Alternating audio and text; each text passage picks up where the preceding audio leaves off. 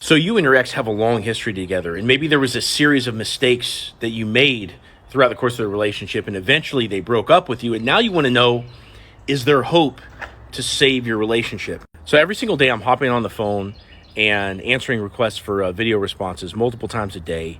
And in general, people are looking for some kind of reassurance that the way that they're thinking about the situation and the way that they're feeling about their ex and their specific situation, that it's justifiable, that they can kind of hang on and have some hope that it might work out in the future. And there is such a thing as irreconcilable problems. There is such a thing as chasing too hard and begging too much and being a stalker, like whatever, like the worst cases of a relationship failing. Those things do exist. Even if your ex has said something to you to the effect of like, we're done forever, or even if you've made the same mistake over and over and over again by, for example, breaking no contact many times, or maybe you got jealous about other people too many times and you just couldn't let it go.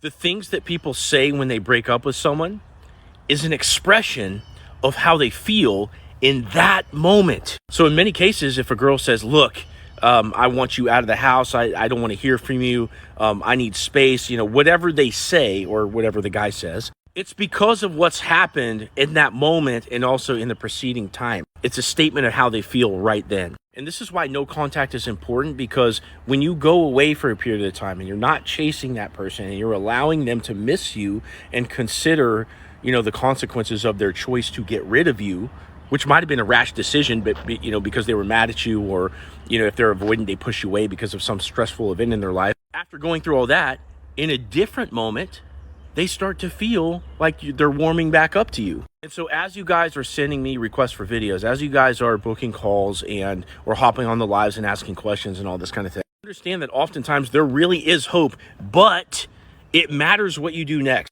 For example, if you go strict no contact and you don't message them for a while and you give them space to miss you, when they come back around, if you make the wrong move, if you're too eager in your texts, or you start talking about old baggage too soon, or you're trying to get back together with them too soon, you're going to fumble the ball. And so there is hope, but it's conditional hope. It's conditional upon you doing the right things. Remember, this is sensitive, right? If you guys have had, problems that you couldn't reconcile in the past, which you probably should have been in therapy, but, you can bridge that at a later point. Everything's going to be sensitive. I understand that you're hurting. And I'm just going to ask you to stay strong during this time so that way you can maximize your chances of them coming back around. And when they do come back around, you're still going to have to utilize strength, because it takes a certain level of restraint in that texting process from there on out. And if you want advice about your situation, click on my profile and the link in my profile.